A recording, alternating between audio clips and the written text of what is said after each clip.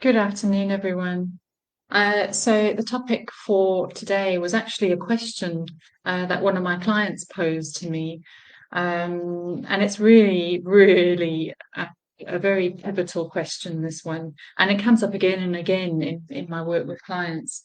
Um, the question is, as you would have seen on my Facebook post, was the client said to me, look, I never really felt my parent could advise me in a mature way when I was growing up. Why is this? And I said to the client, well, actually, you've answered that question in the question itself. You've hit the nail on the head just in what you've asked there. So what do I mean? Well, let's explore this a bit now. So there you are as a young child, and you find, something's upset you. There's been an altercation at school with another child, or, just something's really, you've had a quarrel with your brother, or whatever it might be. And you go to mum, and, you're in distress. You really need some help to calm your emotions. And you may recall getting one of the following responses, like, for example, oh, don't worry, they're just jealous of you. Oh, what on earth is the matter? Or, look, stop crying, or I'm going to have to give you something to make you stop. Or, oh, right, I'm going to talk to your teachers or that boy about this. Or, oh no, you didn't, did you? I mean, what happened after that? How's it been left? Or, oh no, what's their mother gonna think? What's your teacher gonna think? Or what did you do to make them do this? And what do we have there? Disconnect, disconnect, disconnect. All of the above responses are about moving away from your emotions, how you're feeling, what you need, and they're focused on avoiding emotions. And that is where the narcissistic parent does not want to go. They do not want to explore your emotions with you.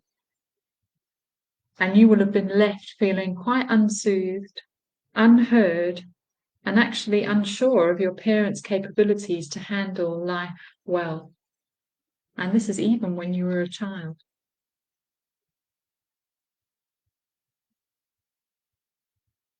So seeing your parents unable to be the source of calm and listening, the sort of one who helps you to nurture self-reflection and communicating a real sense that your problems, your emotions, your feelings, they're not too big. Your parent can handle them. Your parent is strong and wise and can help you to manage and approach life in a very mature way. It's almost like they become a bit of they become a role model for you. You look to them and trust in the direction they give you.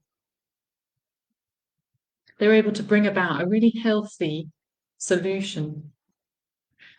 When you don't have this, it leaves a child feeling desperately unsafe and most especially so alone and so unsupported. Now, what I was alluding to at the start, that the answer is in the question. Well, what we're discussing here is about that word, mature. We're dealing here with the crux of having a narcissistic parent, and that is the fact that they are emotionally immature. The narcissistic parent themselves is only emotionally developed to between age 2 and 5, some say, but it's usually between 2 and 3 years old. So how can they possibly have been the source of security, wisdom, good counsel that you needed as a child? You see, emotional immaturity is a key feature of having a narcissistic parent, and it basically means that they are clueless when it comes to emotions. They just are. In fact, they fear them a bit. They don't know how to handle your big emotions or distress because they are approaching it from the perspective of a toddler age themselves. And how do toddlers respond? Well, they blame others, they run away, they try to distract from it, they go and play with another toy, pretending that it didn't happen, or they hurt people back, tit for tat.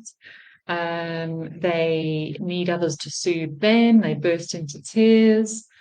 They're basically self-centered. So when you approach your narcissistic parent for advice and wisdom and help in your distress, number one, they're going to do everything to avoid listening to your emotions. They want to put a stop to your emotions as quickly as possible. And they do that because they're self-centered. This is what their need is for you to be calm as a source of calm for them. So the narcissistic parent isn't able to put your emotional needs on their radar. It's about getting rid of or minimizing your uncomfortable or annoying emotional needs so that their needs for you to not be needy can be met. You may have had tantrums as a child that your parent just couldn't handle. They resorted to shaming, blaming, punishing, when these were really your attempts to try to be heard and to get that help for your inner world that you needed. One of my clients said, it's like she was meant to be in charge, but I never really felt she really was. In fact, I think I was in charge sometimes. I never felt secure or that I could really rely on her as an adult. And you can feel the sense of distress in that for the child, can't you? They need, sometimes children will ramp up tantrums because they want the parent to take charge. That's what they need. Sometimes these parents even become aware that their children surpass them at a young age in emotional maturity, and then they end up turning to them for advice and wisdom when they are in distress. And this is where we get parentification. And somebody mentioned in a comment earlier about having been parentified, because the narcissistic parent needs you to be their parent. That's what they need. They need a mother. They need somebody to be the wise, strong one for them, because they're not able to be it themselves, or especially not for you. So as a child, all you need is a parent to whom you feel you can turn to as a mature and strong, capable adult who will advise you well. And it's so important, this. But with a narcissistic mother, you know in your gut they really don't know how to handle life. And this is absolutely devastating to the world of the child, because you have to somehow learn how to cope with life on your own. And you'll definitely have a fear of your own feelings and what to do with them. And it often leads to, unhealthy ways of trying to cope with emotions like addictions and things like that. Even self-harm, you name it, comes under this. So, how can we be the change that we want to see? How can we break this multi-generational pattern of disconnect between parent and child? Because this is what gets passed on. Well, I believe just knowing and accepting the fact that your parent was emotionally immature can already bring some sense of relief to you and some understanding about the reality of your parents' ability. It can also bring some relief. Perhaps you still feel frustrated when you're with your parents and they're sharing their outlooks or their views or suggestions for you. It can sort of put words to the feeling of frustration and just a sense of not being able to really appreciate the views of your parent. This can help you to realize it's not you that's at fault here, that it's actually them.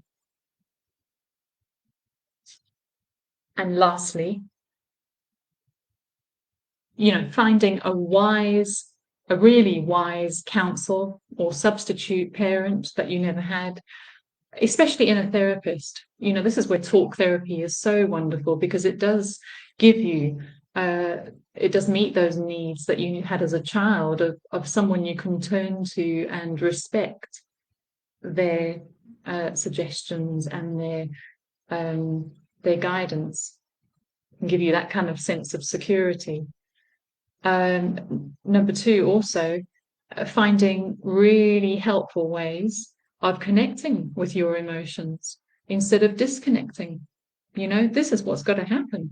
If you work with me, this is a big part of the work, and you will have something that you can use always. Every day I get clients to do my emotional trigger relief sheet, and it really helps to soothe emotions. It also helps you to connect with them and to see it in light of the bigger picture of having been raised in a narcissistic system.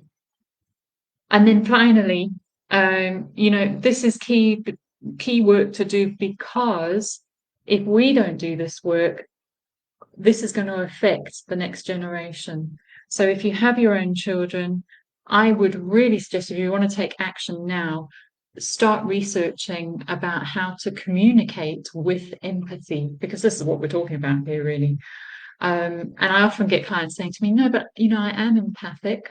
I don't really need that. Well, actually, I think we all need this. As a therapist, we were trained to how to communicate with empathy, and how many therapists are empaths or empathic, as they say.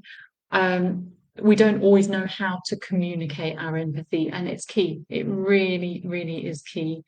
And at the end of the day, all children really, really want is somebody to really listen to them, to be inquisitive about their feelings, and then be able to bring about emotional soothing. And that happens in the listening and in the inquisitiveness, actually, and in validating their experience too.